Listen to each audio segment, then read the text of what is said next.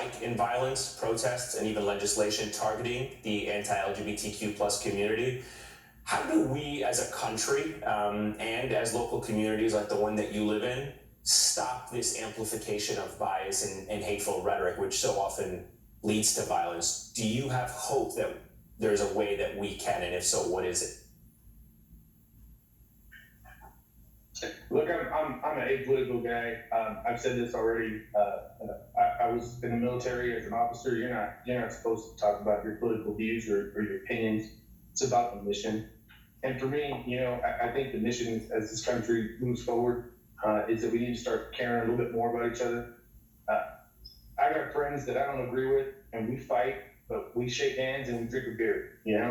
And there's folks that we fight, and it's just the way it is. But I don't live with hate, with vengeance, and I hope people will do the same.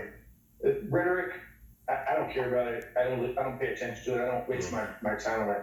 We only have a small time on this earth, and if you're gonna waste it worrying about things that you have no control over, or things that don't affect you personally, I feel for you because there's not enough time to do it.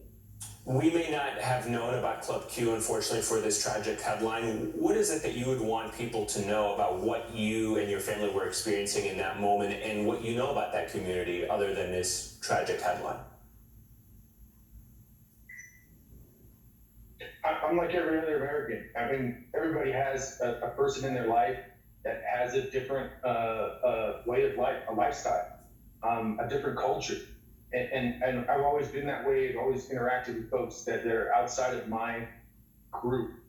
And my daughter has probably taught me more than anyone else, and my son, on how to do that. These kids in this next generation, I have all the hope that they're going to do the right things and move forward.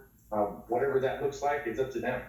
I don't in any way think Club Q is a bad place. I went there to have a good time. I treat it just like any other place I would go to have a good time. Colorado Springs is a good community, and people need to understand that. There's always things that can be improved, but I lived here.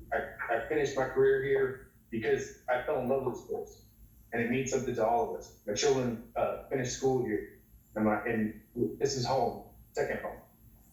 Richard, you represent the best of our country. Thank you so much for everything you have done and everything you have said tonight with so much moral clarity. Greatly appreciate your time, and again, our best to your family and to your daughter, who must be going through a very difficult time. Thank you so much, Richard Farrell, the Army veteran who served 3 tours in Iraq and one in Afghanistan, and one of the heroes who helped save a lot of lives at Club Q. Thank you, sir.